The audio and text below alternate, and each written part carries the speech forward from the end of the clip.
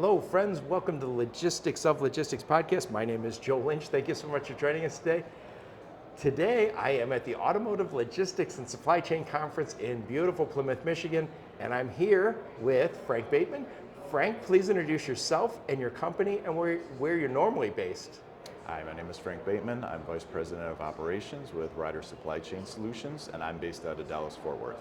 Very nice, very nice. So, we are at the Automotive Logistics and Supply Chain Conference, quite a mouthful, and this is their global event. So they've been around for a long time. I think this is their 25th anniversary. Yep. And this is an unbelievable conference. By the way, I should also mention a lot of shippers here. Yeah. So I know a lot of times us logistics people, we go and we meet other logistics people at conferences. Here, all the OEMs are represented, but also there's a lot of tier 1, tier 2 suppliers here. Yep, it's a great mix. You've got the 3PLs, you've got carriers, you've got the OEMs, you've got tier 1s, tier 2s, you name it, everybody's here. Yep. So, about Ryder, I know you guys do everything for everyone. Yeah. So you got a lot of different customer segments. So let's just talk about automotive for now. What problem do you solve and who do you solve it for when it comes to automotive?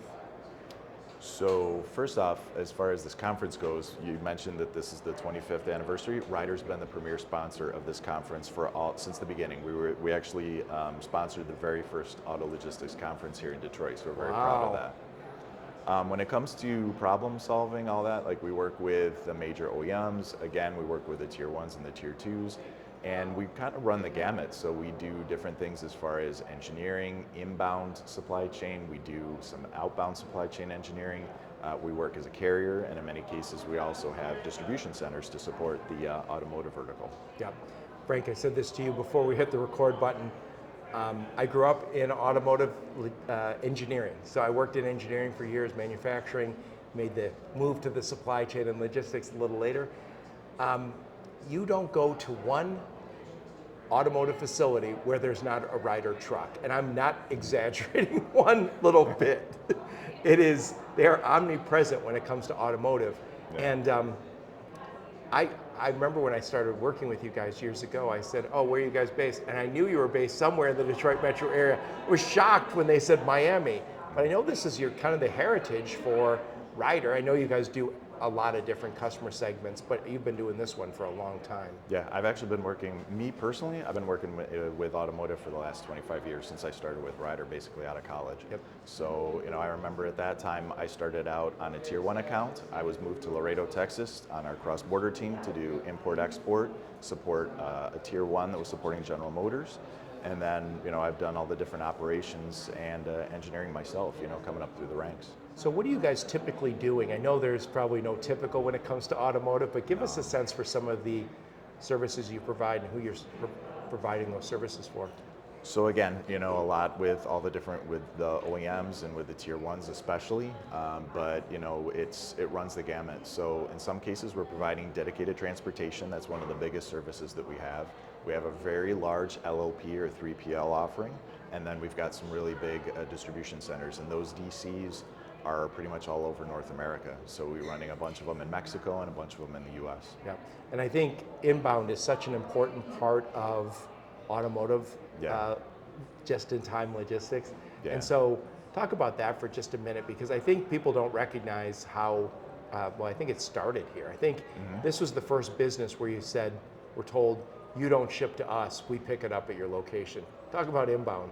Yeah, so we do inbound, and we also do some aftermarket products with the OEMs as well. But our biggest thing is definitely the inbound side. So that's, it starts out when we have our 3PL engineers getting the plan for every part and the packaging data, running the analysis, trying to figure out like the plan for every shipment, trying to figure out, when the pickups are, optimize them, create milk runs, truckloads. And then, we run them. We'll do center of gravity studies, figure out where their warehouses should be, and try to optimize their networks. Yeah, and by the way, I should also say, for people who are outside of this world, if you have 1,000 suppliers for an assembly plant, and by the way, you could easily have that many, you could let them all select their own mode, and they say, oh, I'm going to deliver it with my cousin Danny owns a little trucking company, he's going to deliver. the problem you run into is you don't have the visibility, you can't plan around it. So what companies after a while started doing is saying, we're going to have Ryder manage all of our inbound shipments, and at that point you have massive volumes that you can make the buying decisions a lot easier. You have standardized processes, and again, you almost, I know it says cost savings, but you almost can't run an assembly plant any other way. Right. You want to have that single point of visibility, from a 3PL standpoint. And to your point, like, you really want to optimize that transportation. So it could be very expensive for a supplier to put it into their piece price, but taking that out of the piece price and optimizing that transportation, again, creating milk runs, trying to have things, optimized through the distribution centers, like that's really the way to go. Yeah, and by the way, when you're in automotive, I can say this because I'm from the engineering side, a lot of times people would hide costs. So you might say, hey, we just took 40 cents.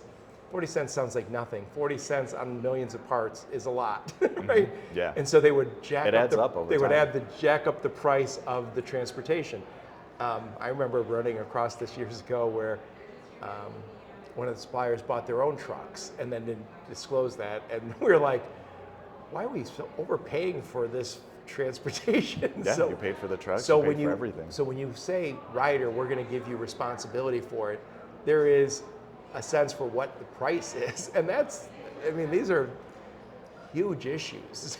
Yeah, and to your point, I think the visibility is key too, because that way they know where the parts are at any given point within the supply chain, whether they're in a DC, whether they're on the road, whether they're in Mexico or Right. Canada or the US. Like, they really need to, in Yeah. order to make good decisions, they have to know where the parts are. Yeah, and by the way, 40 years ago, if you were asked to manage inbound to an assembly plant to Atlanta or Houston or wherever, it was, oh, there's a whole bunch of trucking companies that are going to drive parts to this assembly plant.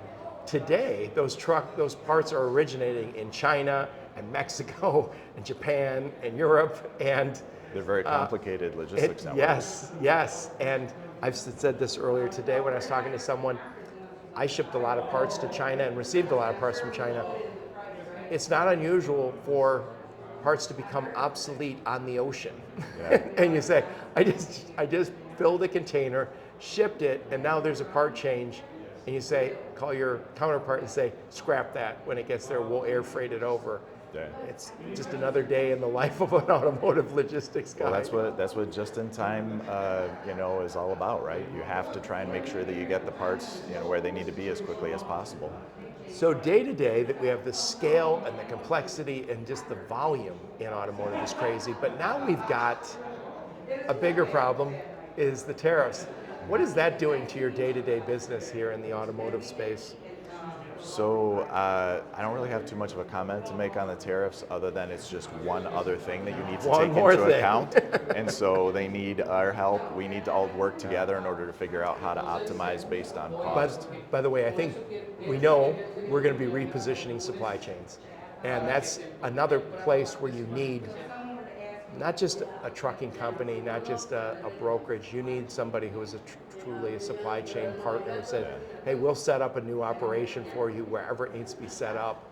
And again, the logistics has become such an important part of automotive production. Yeah, no, I totally agree. Anyway, we're there. Anyway, one other thing. We are at this absolutely stunning facility. So we're at the St. John's Resort in Plymouth, Michigan. The weather's a little rainy yesterday, a little foggy today, but absolutely beautiful it now. looks pretty good now. And talk about this facility and this conference, why it's so important to you guys. Yeah, so I mean, this facility is really nice. I don't know that they've ever had this event at this I've never facility, been but at an it's event like beautiful. I didn't even know this was here, but I think it's a great site. Hopefully, they'll be doing it at this site in the future. But again, the conference is really important to bring together the different 3PLs, the carriers, the OEMs, the tier 1s, just kind of get everybody together, working together on the panels, discussing all these different topics. It's a great conversation. There was some great panels. Were you on one of the panels today? Yeah, I was on the first panel. Which actually. panel was it? That was the one with Marcio from GM. So we were talking about just overall supply chain, what's going on with the different things that are happening today. So for example, They talked about optimization, we talked about AI, we talked about battery electric vehicles, we talked about cross-border, we talked about domestic, you name it. It was all, we kind of touched on everything. Yeah. There's some great panels, and your counterpart Gary Allen, I'm trying to track him down. He was also on a panel today, so Yeah, you've probably seen him at the dinner. they're putting you guys to work. Yes, they are. Anyway, also one more time, you guys are the premier sponsor here. Every big sign says Ryder on it here. So We're very proud of that. Thank you so much for Yeah. and thank you so much for taking the time today. Yeah, it was great talking to you.